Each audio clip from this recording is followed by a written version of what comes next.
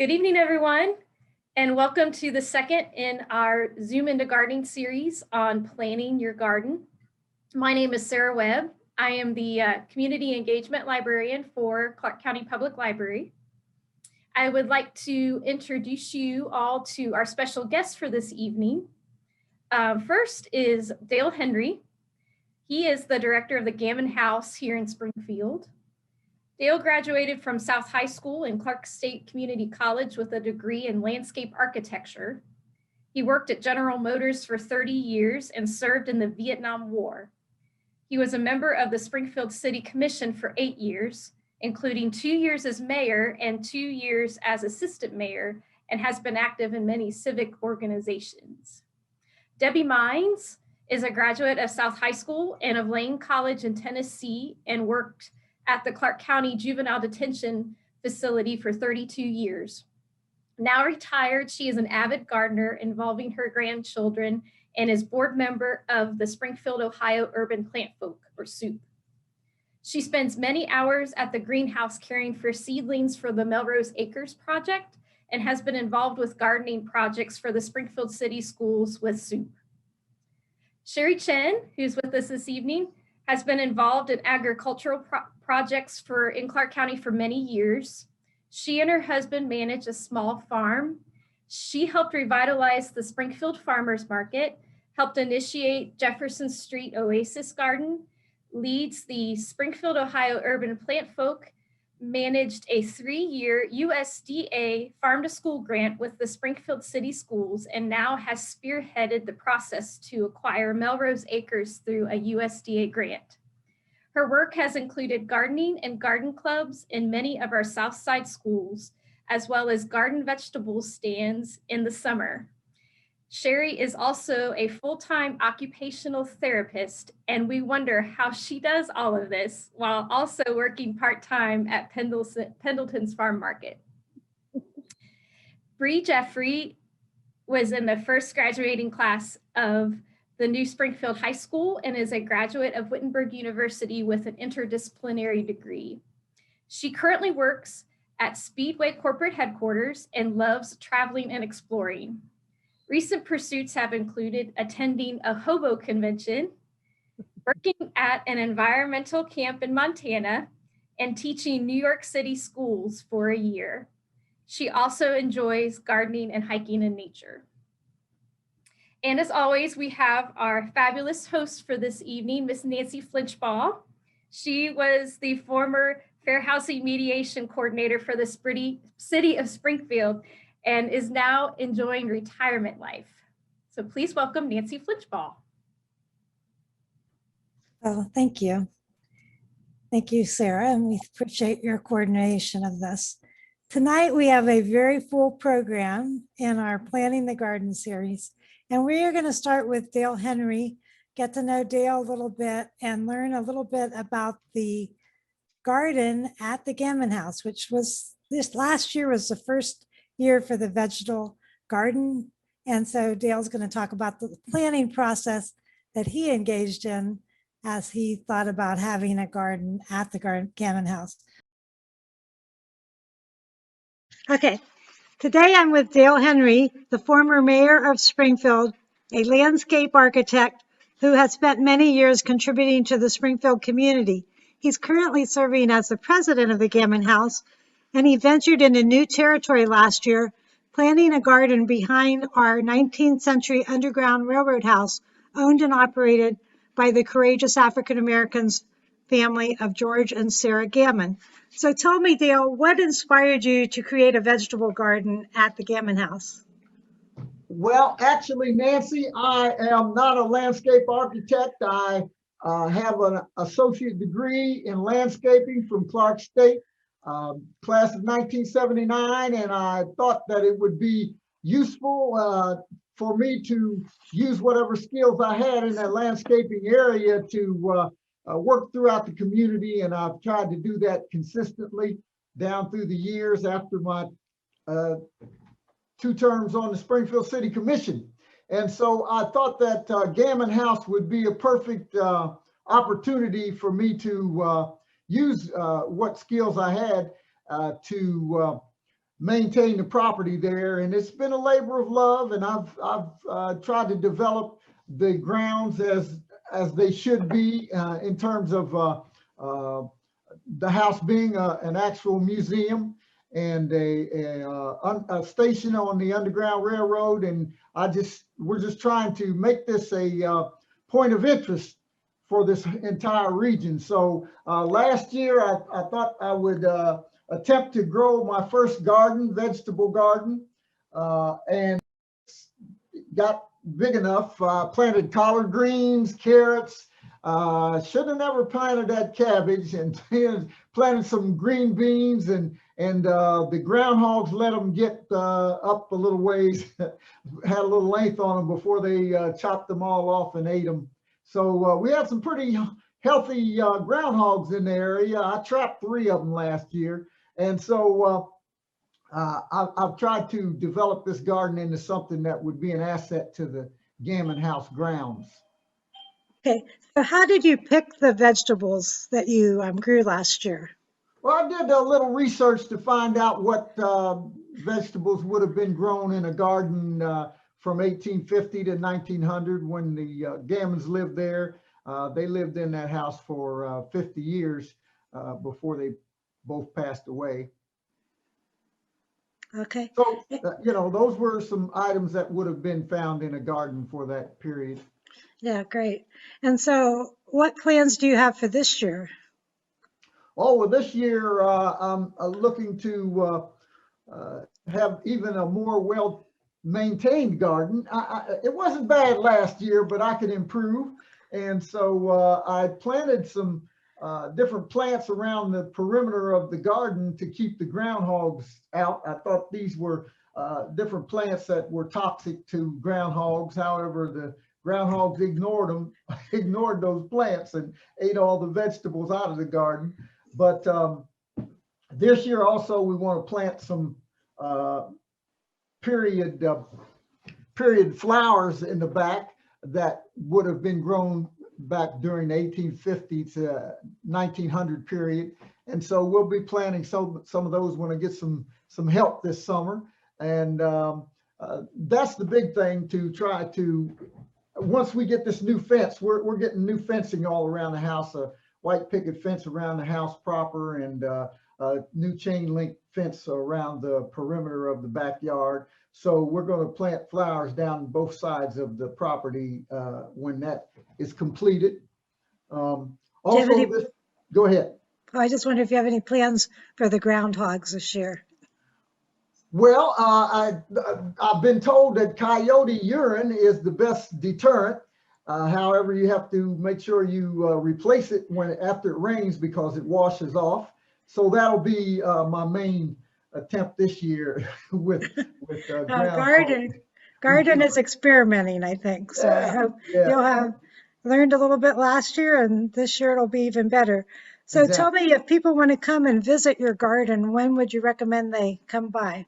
Well, of course, Juneteenth is our biggest event every year. And this year, Juneteenth actually falls right on June 19th, the 3rd Saturday in June. And so rather than the big event that we usually have, which lasted before all day long, we're going to have a George and Sarah Gammon 5K run walk for freedom on Juneteenth. It starts at 8 a.m. and we'll have some different vendors and some agencies to visit there. And the event will last from 8 a.m. until 2 p.m. So we'll have some quilt presentations there that'll be very interesting to everyone. And the house will be open for tours as well as the grounds. So we look forward to everyone coming out and visiting us on June 19th. Also, I would say that we are looking for volunteers for this race, and all volunteers get a free t-shirt. That's a bit of incentive. And so I'm going to send you the link for people to get registered for the walk. And I went over the route Saturday on my bicycle. It's a very scenic route. And we plan on having plenty of volunteers along the route. Okay, well, sign me up. I'm ready to volunteer to help out that day. And I hope all the listeners will plan to come down either to volunteer and or participate in the 5K. You can walk as slow as you want, or you can run as fast as you can and be the winner for the That's right. Freedom Run. That's really exciting. So thank you so much, Dale, for all the work you're doing and have done for our community. We're really blessed to have you as part of Springfield. Thanks, And Nancy. I look forward to seeing you on June 19th. For sure. Okay, thank Take you. care. And now we're going to move on to an interview with Debbie Mines, who's one of the people that's been involved with the Springfield, Ohio Urban Plantfolk. So can you play that, Steve?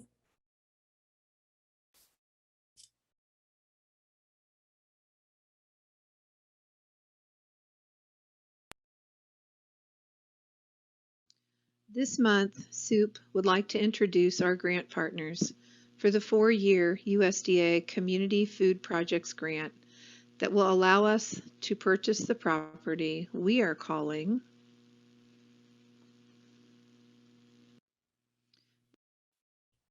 Melrose Acres and establish an urban agriculture center there on McCain Avenue.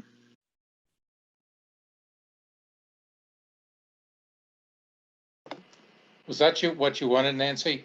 That's fine. I made a mistake. Yeah, this is an update on the Melrose Acres project. Go ahead. Thanks.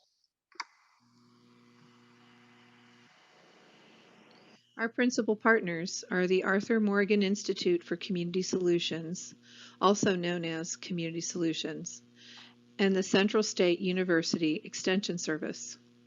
The mission of Community Solutions is to educate people around the world about ways to make their communities more resilient, vital, and capable of withstanding dramatic shifts due to climate and economic disruptions.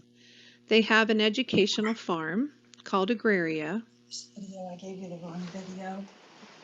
So it doesn't have that is a center for research and education about regenerative land use that supports the expansion of our regional food system and serves as a platform for building community resilience. Community Solutions is particularly relevant to our project in their focus on soil regeneration, practices of which we will be implementing at Melrose Acres and will be upgrading and researching with Central State University Extension under the grant. I'll say we'll share that at the time. Central State University is one of the historical Black college and universities and the second institution in Ohio to hold land grant status. The Extension Service is a community outreach of the university, which is located in Wilberforce. They provide quality extension education that focuses on sustainable agriculture, water resource management for community and agriculture use, youth development, community economic development, and health and nutrition disparities in communities throughout Ohio. CSUE is particularly relevant to our project in their focus on urban communities, their diversity in programming and staff, and their progressive approach. We are actively working with their departments of Family and Consumer Sciences on food and nutrition classes, agriculture and natural development resources on development of their food production site, and community and economic development on beginning farmer and business opportunities.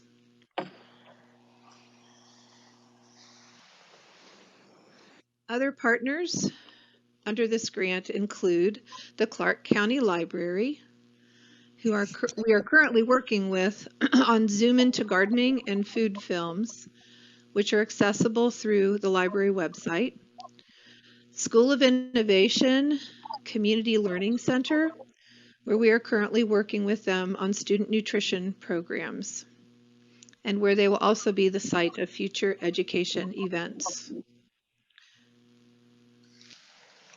1159 South Development Corporation, who are focused on the development of the South Yellow Springs area and whom with we are collaborating on the Porch Garden project this year. Unified Collective and Conscious Connect, as well as Sustainable Options for Springfield, which is a mission group initiated by First Baptist Church members, which is helping with project development and education. OIC is another grant partner, Opportunities for Individual Change, who we are partnering with on construction of our chicken tractors. Also, Perrin, Fulton, and Hayward after school and school garden programs, as well as the Wittenberg University Hagen Center, from which we will receive 2 summer interns this year.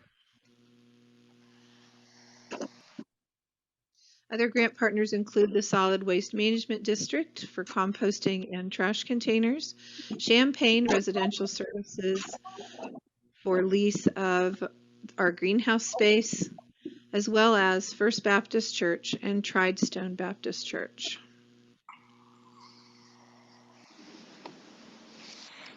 Current projects underway by SOUP within this grant include property purchase, site planning for orchard and bramble plantings, as well as expansion of the garden space, greenhouse production of seedlings for school gardens, porch garden project, and annual plant sale. Ongoing education programming. Our second food films discussion about the movie Forks Over Knives will happen on April 29th. Please see the library website if you're interested in participating in that discussion. Zoom into gardening will be coming up as well. The third in this series, called Planting Your Garden, will occur on May 20th at 6:30. Again, please see the library website for information on how to participate. On June 12th, we will be having our annual porch garden project distribution. And this year, we are proud to say we'll include a South Side distribution in addition to the traditional North Side distribution.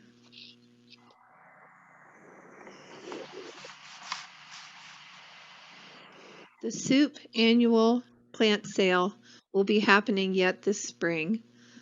Please visit the SOUP Facebook page for dates and times for our annual plant sale. We will be selling seeds, vegetable seedlings, seed potatoes, and sweet potato slips.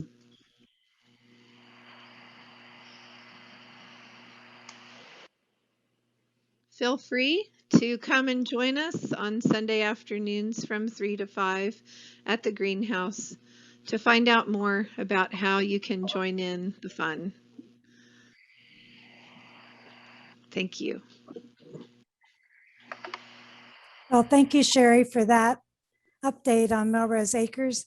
And now we're going to go right into our educational presentation for tonight by Debbie Mines on planning your garden. So Steve, if you could put the planning your garden segment up. And after this, we'll have some time for question and answers and your advice. And I'm Debbie Mines with Planning a Garden. Starting off with where to plant, you can either plant in the ground, raised beds, or pots. In the ground, it's easier to maintain moisture and it's less expensive. On the downside, you have to be aware of lead content in the soil and prior site use as to whether or not there was an old building there that might have been contaminated with lead. You also, in the ground, invite some unwanted visitors to welcome feast for rabbits, raccoons, and as we've heard already, groundhogs. Consumer cellular today. They create a barrier to most wildlife, and they can be customized through painting. You can have your kids or grandkids to paint them. You can add their own touch to it. Also, you can construct covers for them using PVC pipe, which you then cover with plastic for winter planting. On the downside, they can be more expensive with buying the materials to construct the raised beds. Using wood or cement block is cheapest. Wood will deteriorate in about 3 or 4 years, but Plastic lumber is long lasting, but it can be expensive. You can also use old tires, which we did at Perrin Woods when we used for our herb garden. The children painted the tires and we constructed levels for the herb garden. You can purchase soil in bags or in bulk from a local landscaping supply company. Lawn Masters is a good source in Springfield.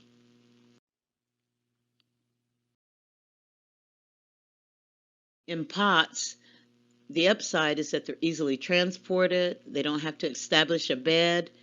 The downside, you must water them frequently. You have to avoid soil contamination.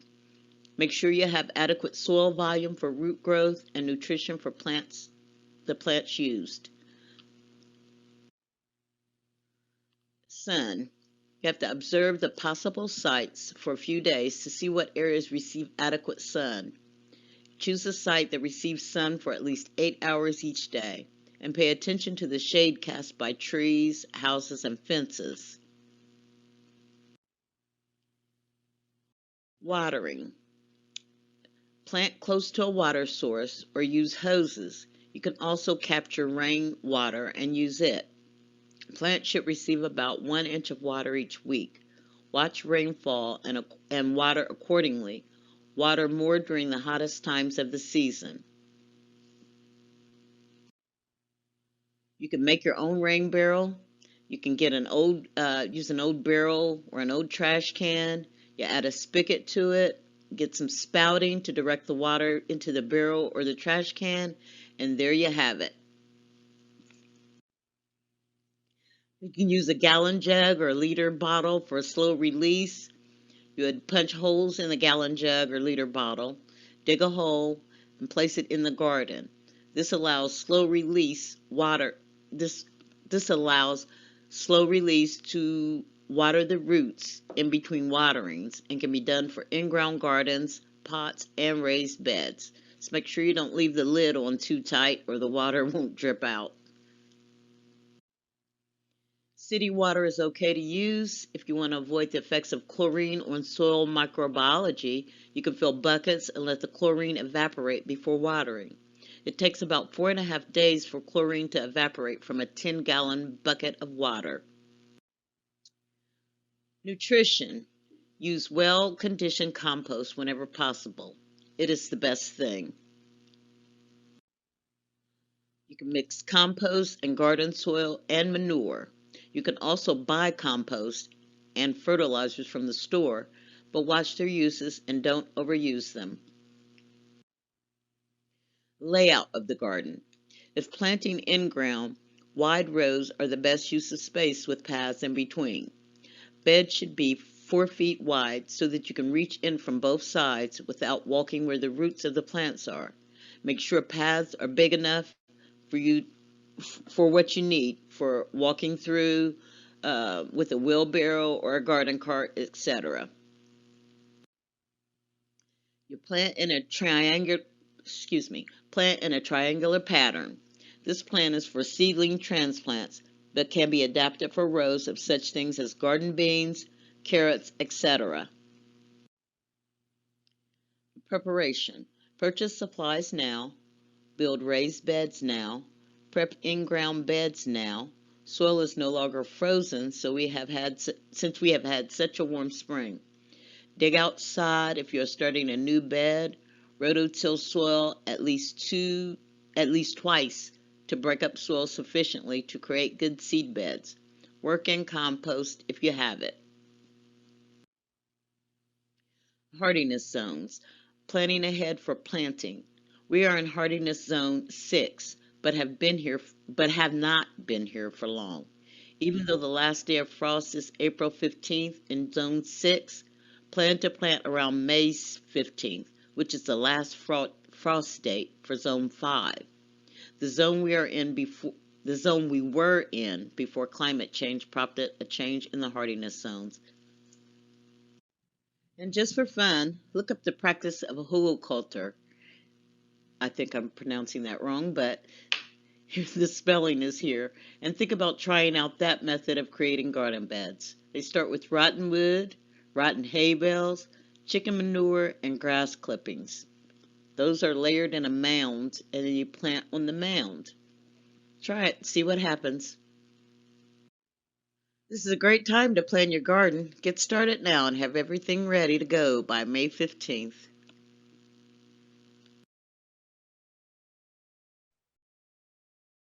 Well, thank you, Debbie, for that presentation. And so we just wanted to have some time now for questions and answers.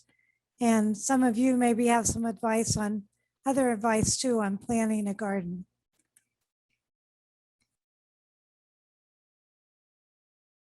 Anybody have any questions?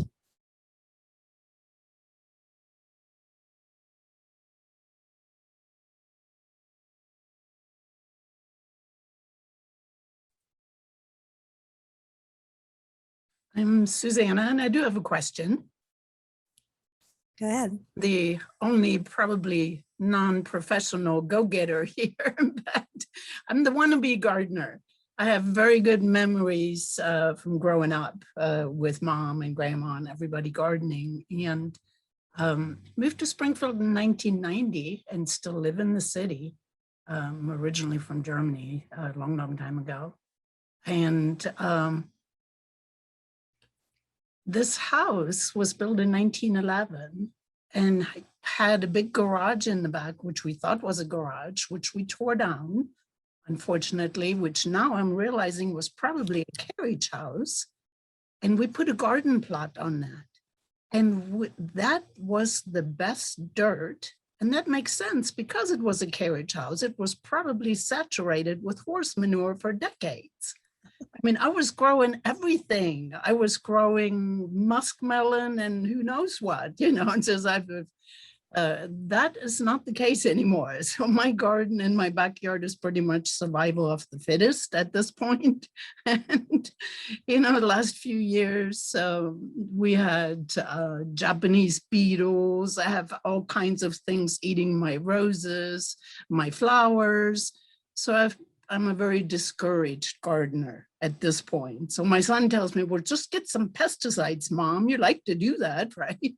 And I've just, yeah, so I guess, you know, I am a wannabe gardener. So I actually even joined a garden club, Marianne Naves, some of you probably know her little Butts Garden Club. And I did volunteer for one of her little plots. She talked me into that and, for the city, which was nice, you know. I did that, by the way, because Springfield used to put all those beautiful flowers out, I guess when we still had more money. And it reminded me of what they do in cities in Germany. And I wanted to support that. I wanted to be part of that. That's why I volunteered for that little plot. And so I'm very peripheral in my contribution to the city, but I try. You know, I do believe in, you know, people don't talk that well about it, and they wonder why we haven't moved out of the city. Well, we like our house. And we've been here 30 years, you know, and it's not our fault if the neighbors don't behave, you know. And so we're still here and we're trying to help make it better, which I think everybody here is also trying to do. So I'm just on a very tiny scale. But my questions, you know, the dirt here is terrible other than under our, you know, carriage house. It's clayey. It's, I mean, I literally got one of those augers one time to break up the dirt that I put on a drill because somebody told me to do that. And I know I have to add things. And so how the little garden plot that I tended has wonderful dirt compared to my backyard. You know, it's black and it's nice and fluffy and it's fun. You know, here I literally go in with a little hatchet sometimes to break it up, and I try to add things. So how do you get a garden that you can work with when you have terrible dirt? Okay, so that's a good question. Yeah. Sherry, do you want, what would you say? Can I briefly pass the question to Mark? He's one of the Central State Extension Ag educators. Hello again. And if I have something to add, maybe after him, but I probably won't. But Mark, have at it. Okay, yeah. So obviously in an urban environment, our soils are pretty bad. Just a long history of compaction from walking all over them or running lawnmowers and things over them. So it just squishes the soil down.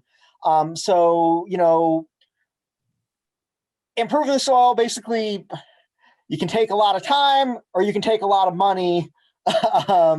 So your options, like, you know, if you got the cash to spare, you know, adding amendments to the soil can be really helpful. Adding compost, things like chicken manure. So this will add organic matter to the soil, which helps improve the texture of the soil, helps hold water, helps make it nice and kind of fluffy, especially over time. You're going to want to continually add organic matter, whether that's buying in compost, using in organic mulches like wood chips or straw or something like that. And as that breaks down, you know, that helps the soil recover. You know, as there's more basically food for things, you get more biology coming in, worms, ants, beetles and things. Those, you know, they dig into the soil, they come up, they do go down, you know, that helps water come in, it moves the organic matter around.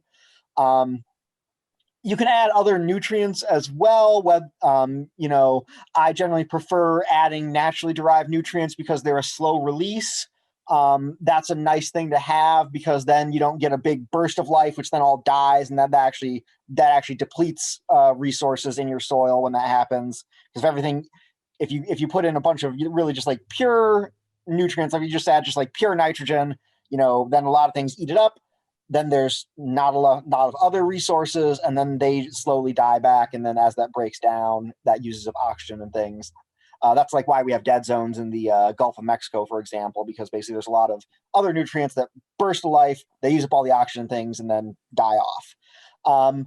You know, another great way to help improve your soil quality is to, I guess, like, so, you know, if you've got a garden, for example, and your garden space is what you're really concerned about, you can do a cover crop over the winter time. So in the fall, when you're putting your garden to bed, you can add, you know, you can get a mix of like field peas or rye or vetch or some other things, because basically continuous root cover, it helps, or like continuous root presence and cover of the ground helps reduce, it reduces compaction from the rain and snow we get over winter.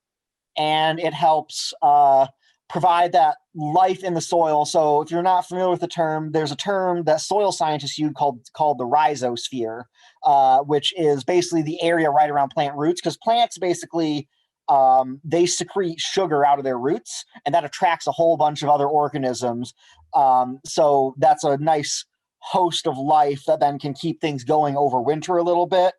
And then you can mow that down and till it in, and that again adds that organic matter component, while simultaneously then reducing erosion and compaction over the course of the winter. And if you want to reduce tillage, that's another way you can help improve your soil quality. So it can take a little while to get a no-till system kind of up and running, but if you want to like minimize your tilling, instead of tilling in the spring, one thing you can do is you can cover the space with a tarp, let things break down for a bit, especially in the springtime. And you can get something called a broad fork, which is basically kind of like if you think of a very, very intense like hay rake, very thick tines, you basically stick it in the soil and kind of like press it down with your feet or hop on it even and wiggle it around. That's a way of like improving aeration in the soil without actually turning it over. And you can actually get, over time, you can reduce your weed pressure that way as well, because whenever you till, you're taking out the weeds that are on top, but you're also bringing up seeds that are below, because there's a weed seed bank down about like 6-8 inches. So every time you till, you can bring that up again. So reducing your tillage can also help improve the soil structure, because then there's a longer time for those organisms like worms, like ants, like fungi, to invade that soil and do all that work for you of making it nice and fluffy. Again, that can take time. You help that by adding organic matter every year. And if you're interested in using, say, like, so this is something I'm doing for fun, which is like, in my garden bed space where I'm mulching with wood chips. If I do that, I'm also inoculating that with an edible mushroom called wine cap mushrooms. And that can help break down that wood chips faster and add that more to the soil even more quickly.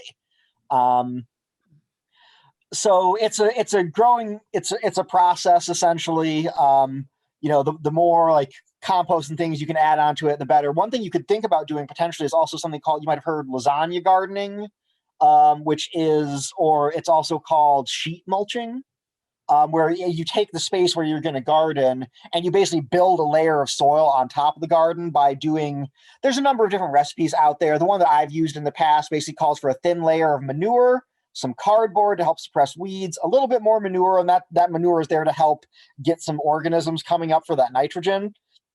And then you cover it in straw, maybe add a little bit of soil and add some things like blood meal, which is the nitrogen source that can help break down that straw. And then you just plant right in that straw. And you do this, it gets up to about, you build this up about a foot to a foot and a half. So pretty thick. And when you plant in it, you hollow out a space in the straw and add some soil in there that you plant in. And over time, that's going to break down and create a sort of nice sort of friable soil on top of your original bed. That's another option you can do. That's a little time consuming, but it does work. Yeah. Can I- Garden's very big, so that might actually work. I have like a 8x16 plot, but so it's a little city plot, but it's fine for me. Yeah. Sherry, did you have something to add? Well, I wanted to just give a handout, a support to considering lasagna gardening, and also look up hugelculture. Hugelculture and lasagna gardening are incredibly similar. They feed the soil. At the same time, they smother the sod, and they create beautiful soil. And you just have to be patient for the first year, pretty much, as things are breaking down.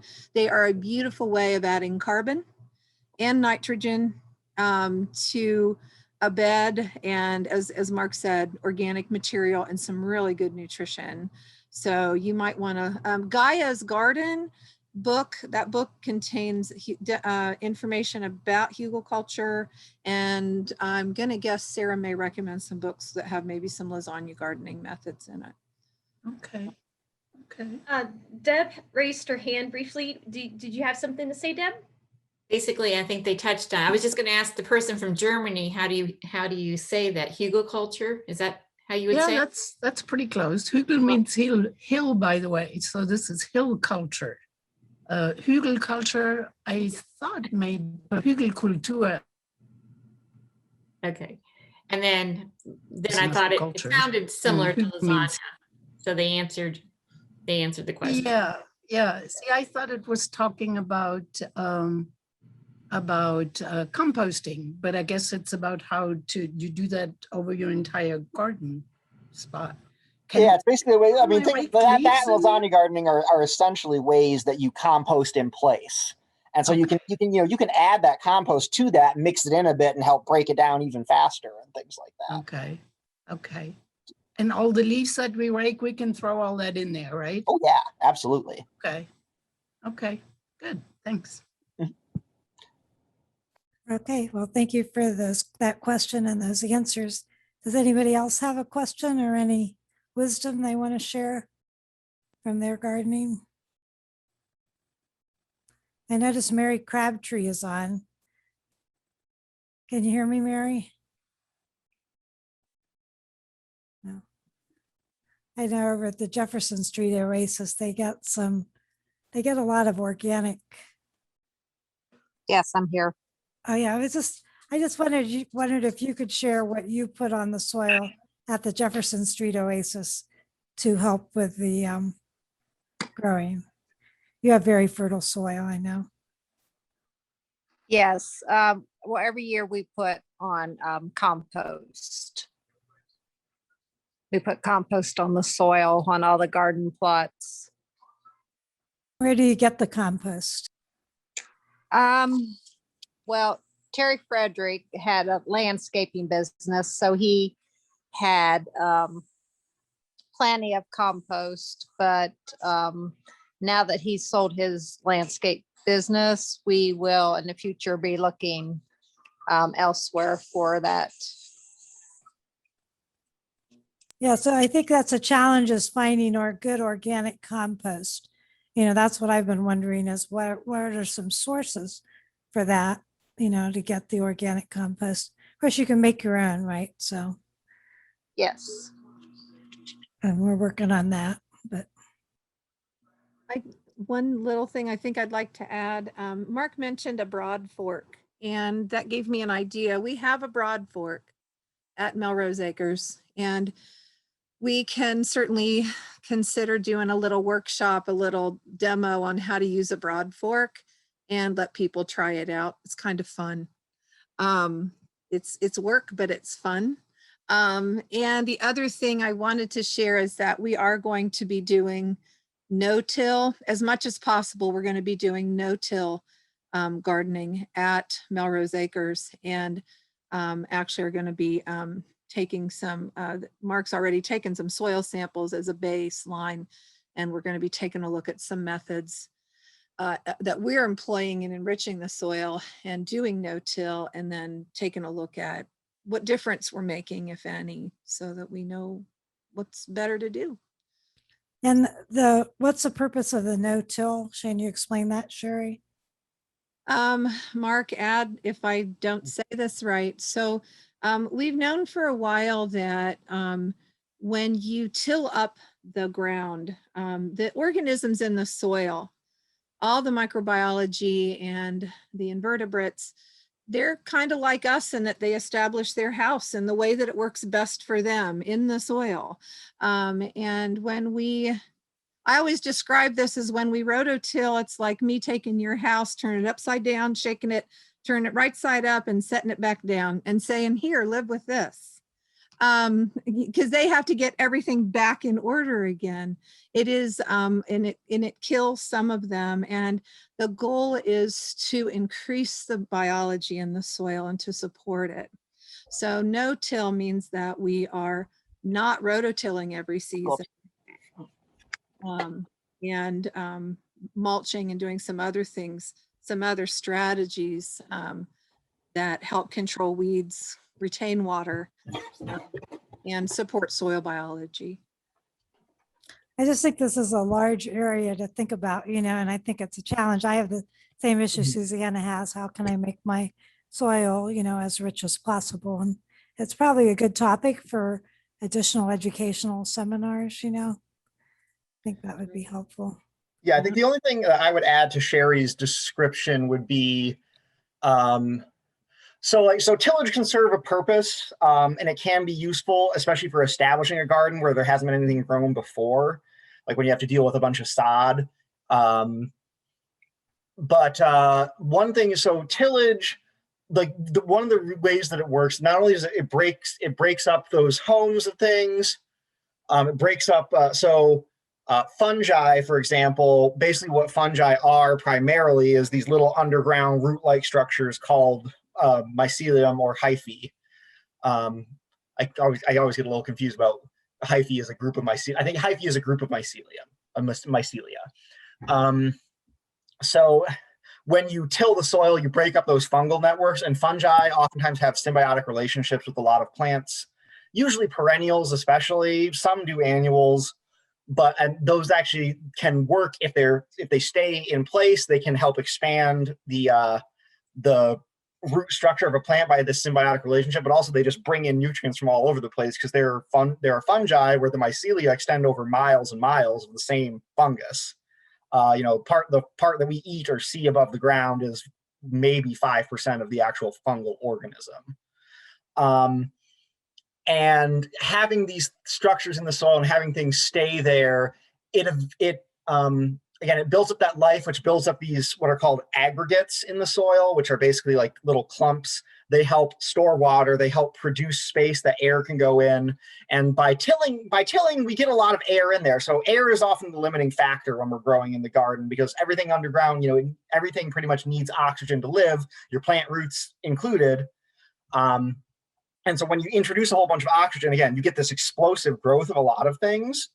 But then something else becomes the limiting factor, usually like nitrogen or phosphorus or potassium or something like that. So then everything goes boom, uses up all the other stuff, and then you got to keep injecting like high quantities of liquid fertilizers and things like that to keep things alive, because they used it up because they put in all this oxygen.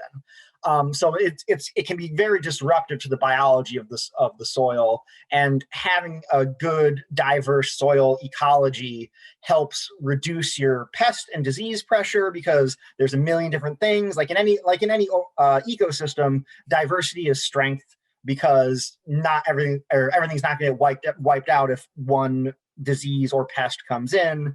There's a lot of things flowing back and forth and interacting, and so having a diverse soil ecology is just generally good for your plants, and tillage disrupts that in some ways.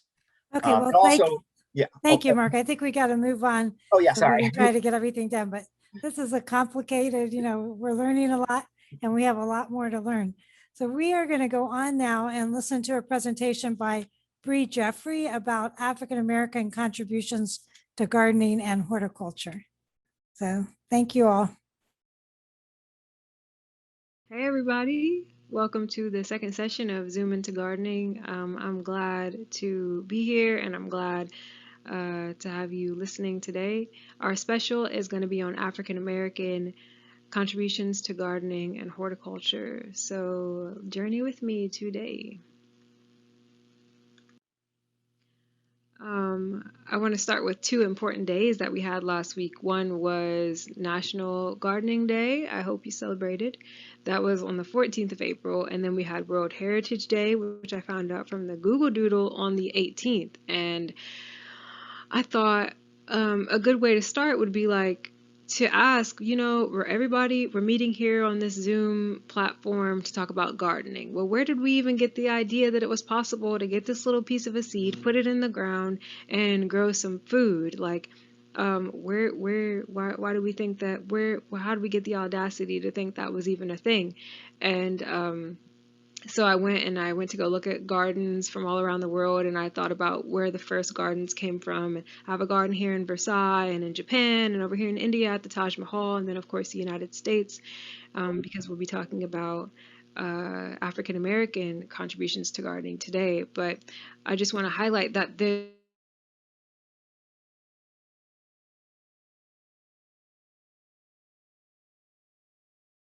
time and years people have cultivated not just plants, but their own knowledge of how to deal with plants, and what plants need and what plants are best for people. And so I feel privileged to be able to talk to you about this today, and especially about the African American contributions to this big, growing and deep body of knowledge.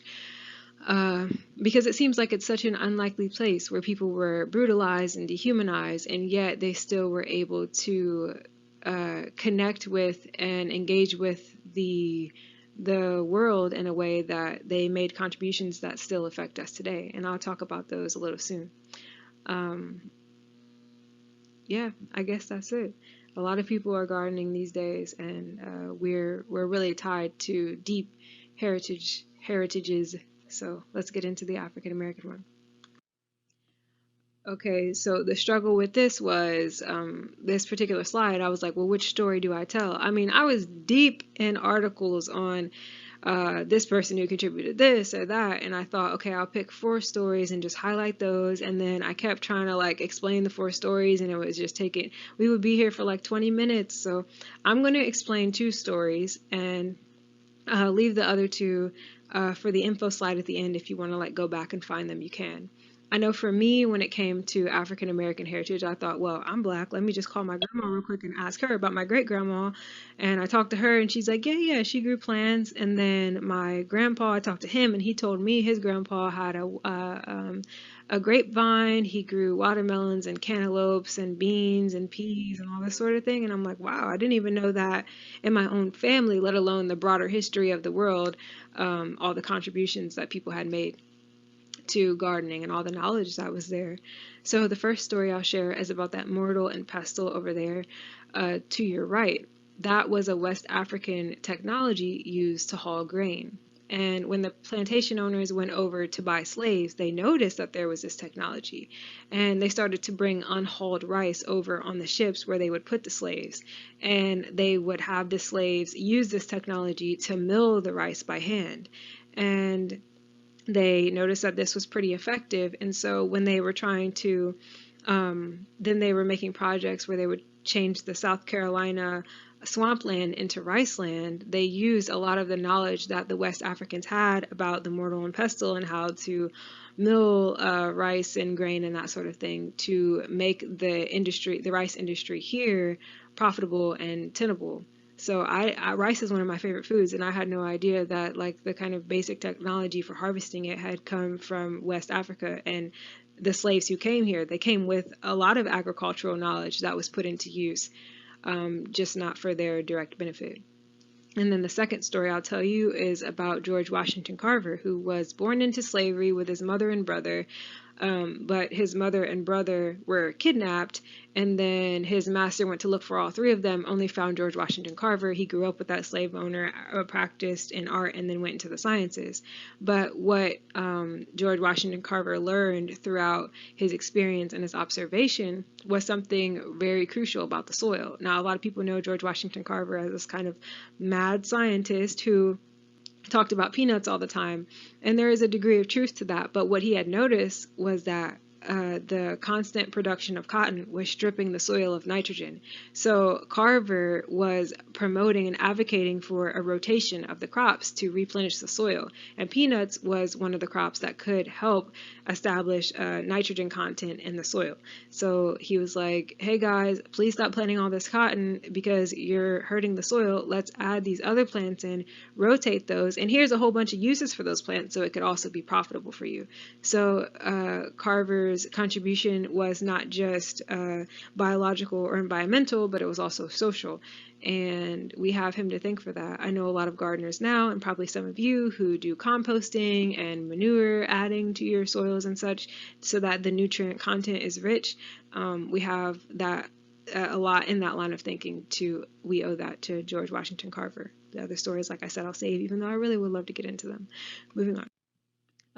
I talked about some of the kind of technical contributions to gardening, and now I'll talk about some of the aesthetic contributions to gardening made by some African Americans. So there was an artist named Bond Seals who was traveling in the South and noticed these gardens, and there was something unique about them. So she thought she'd go in and photograph them, and it ended up being a 2-decade-long project of her interviewing the gardeners to find out the history of their practices, photographing the gardens, and just studying the history of the symbols there. And she felt that the gardens in the South, particularly these gardens that she has in her book that came out in 2010, were not only environmentally or aesthetically important, but also historically important. And it's definitely a book worth checking out. I had it ordered from another library to our own library.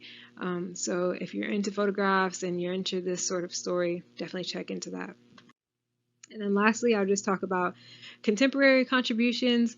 Leah Penniman up there at the top, who started Soulfire Farm, and their mission is to eradicate racism and injustice in the agricultural industry. Black in the Garden is a podcast that's focused on and committed to keeping these stories going forward and bringing in new stories of people who are doing new things in the garden. So we don't forget that African Americans do have some stake in the heritage of the big body of knowledge that is gardening, and that continues to grow and change over time. Botanical Black Girl is an entrepreneur, as well as Maurice Harris.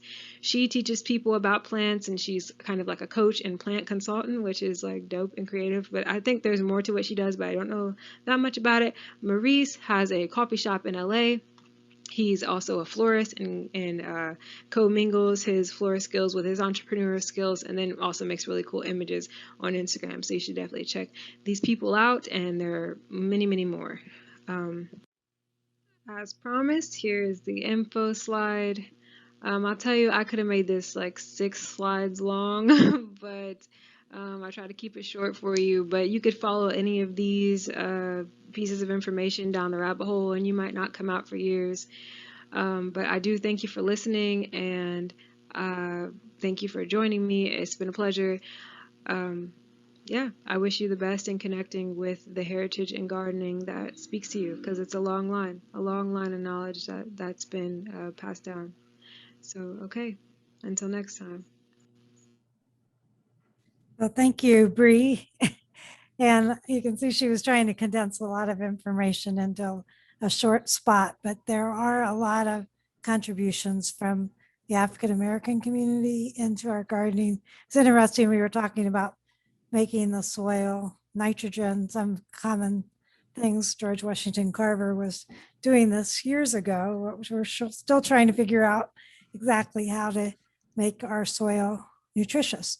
So we're all now going to turn to Sarah Webb, who's going to tell us about some of these books that we have in the library that might help us learn more about how to do just these things. So go ahead, Sarah. Yes, let me go ahead. I'll share my screen with everyone.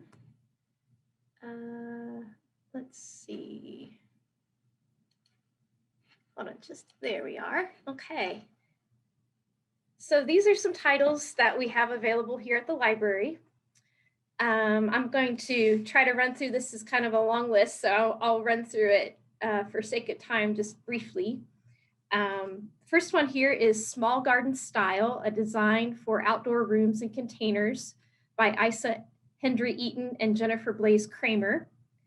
They show you how to use good design to create a joyful, elegant, and exciting yet compact outdoor living space for entertaining or relaxing. How to Create Your Garden, Ideas and Advice for Transforming Your Outdoor Space by Adam Frost. Whether it's a small urban garden, a classic cottage garden, a suburban front garden, or a low maintenance garden, or a city roof terrace, you can design your dream garden. The next one is Beginner's Guide to Starting a Garden. You'll find garden plans for 10 unique areas, the entryway, the shady areas under trees, and more that can be linked together over time to create one unified yard, which is kind of an interesting concept. The Garden Design Bible by Tim Newberry. Choose from over 40 off-the-peg designs or mix and match elements from several to create your ideal garden. Each of the designs is fully illustrated and has a comprehensive plant list and planting diagram. The Garden Awakening, Designs to Nurture Our Land and Ourselves by Mary Reynolds. It's a garden design book with a difference. Drawing inspiration from long forgotten Irish gardening traditions, Mary Reynolds reimagines gardens as spaces that work in harmony with nature. Garden Design, a Book of Ideas by Heidi Howcroft. This concise text, 600 inspirational photographs, and 24 real-life case studies can help anyone create a dream garden.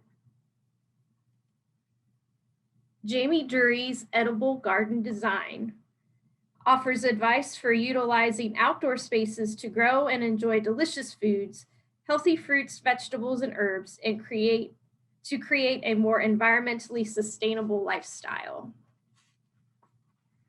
Fine Gardening, Pocket Gardens, Design Ideas for Small Space Garden. From little spaces come big, tasty harvests. Love the idea of growing your own fruits, vegetables, and herbs, but don't think you have the space? Think again. You can grow your own in the tiniest of spaces. The Beautiful Edible Garden by Leslie Bennett. A stylish, beautifully photographed guide to artfully incorporating organic vegetables, fruits, and herbs into an attractive modern garden design.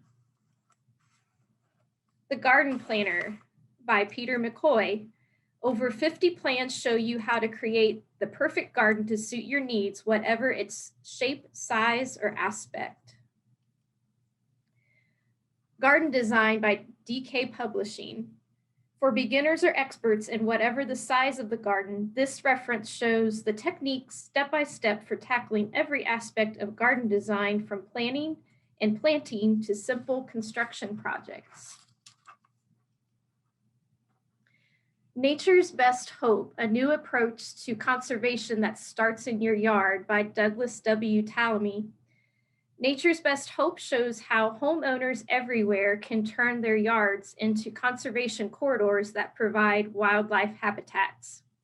And I do want to mention that the author, Douglas Tallamy, is going to be speaking at Wright Memorial Public Library in a virtual program, which is next Thursday, April 29th from 7 to 8:30. I'm going to send you all a link if you would like to register for that online program.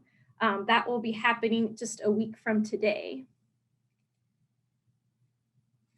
And some other titles that you can get from other libraries.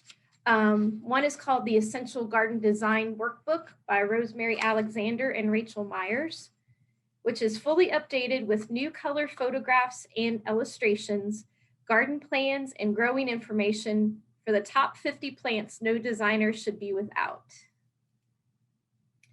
I also want to mention a few of the titles that Bree had brought up. This one is called Places for the Spirit, Traditional African American Gardens, with photography by Vaughn Sills. It is a stunning collection of over 80 documentary photographs of African American folk gardens and their creators in the Deep South.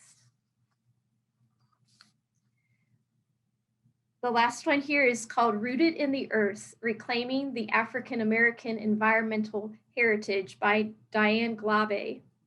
In Rooted in the Earth, environmental historian Glave overturns the stereotype that a meaningful attachment to nature and the outdoors is contrary to the Black experience.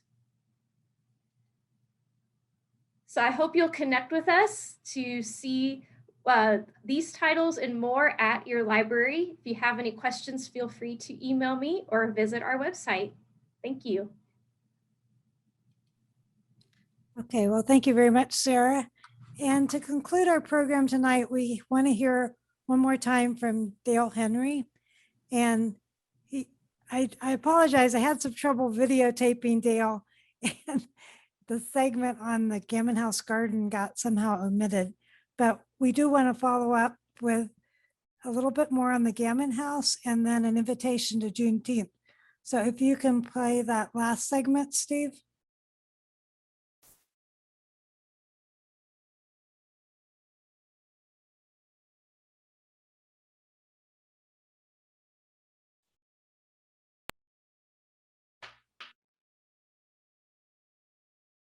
George and Sarah Gammon lived on that property because Sarah Gammon's parents were John and Rebecca.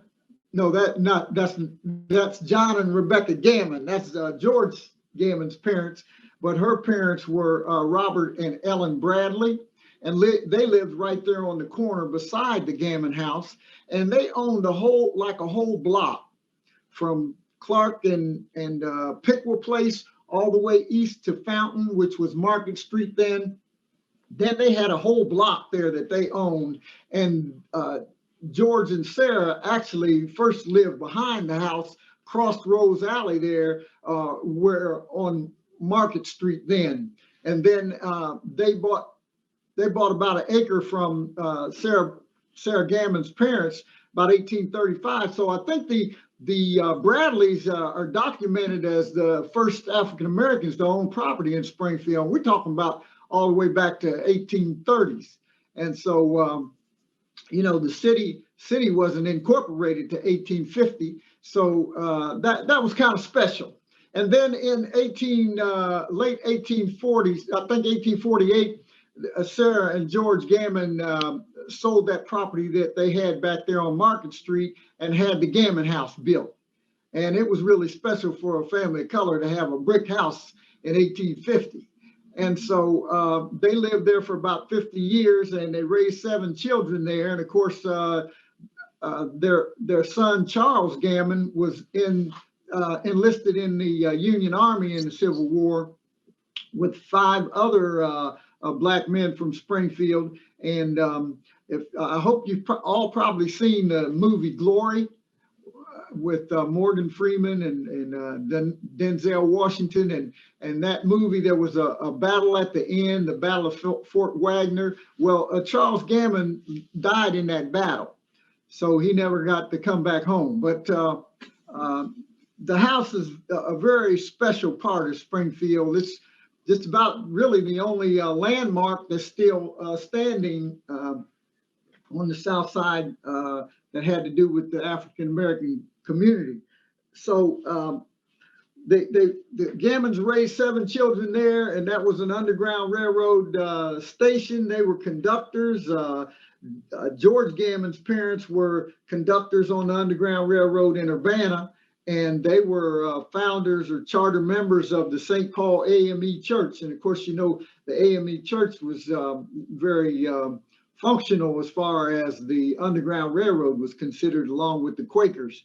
So I don't know whether when folks left George and Sarah Gammon's house on the Underground Railroad, whether the next stop was there in Urbana or not. It might have been Mechanicsburg, but folks were really, who were in slavery were really brutalized, and it was a horrible way of life. And that's why they were trying to escape. And like there were 23 routes across the north of the Ohio River going to Canada through Ohio. So Ohio was a very important leg of the trip for people escaping slavery from the South. So what else you want to know? Well, that's a wonderful legacy. And I think it's wonderful that the Gammon House has not only been saved, but preserved, and is continuing to develop into a great museum. And I know there are plans to go even further with that. And thank you for your leadership, you know, in our community and being a part of that. I really appreciate that. Also, let me say also that I've been the groundskeeper, the main groundskeeper over there at the Gammon House for about 15 to 17 years now. And I really enjoyed it because the place was in bad shape. And see, I have a landscaping degree from Clark State. So that skill I use, I like to pay it forward. And this was an opportunity to do it in a big way. And that opportunity is really, it makes my heart glad when I'm over there working, because I know that I am helping to preserve something that's special in this community. And you know, we're doing some things over there now. You know, we're planning on a white picket fence around the house. The Springfield Rotary Club just recently installed a handicap ramp from the curb all the way to the backyard. And well, thank you, Dale Henry, so much for joining us for Zoom into Gardening. Here is a picture of the 2020 Gammon House garden, which Dale will be improving and making even bigger and better for 2021. You can find out more about the Gammon House on their website at gammonhouseoh.org and also on their Facebook page.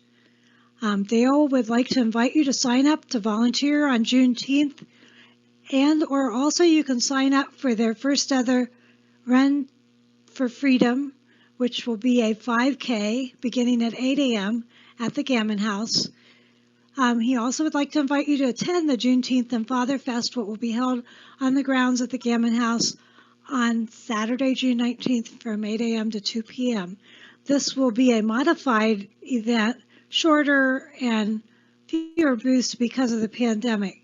But that's also a great time for you to stop by and visit the Gammon Garden 2021. So thank you so much, Dale and Gammon House, the board, and all of you that have made this a great place to visit in Springfield, Ohio.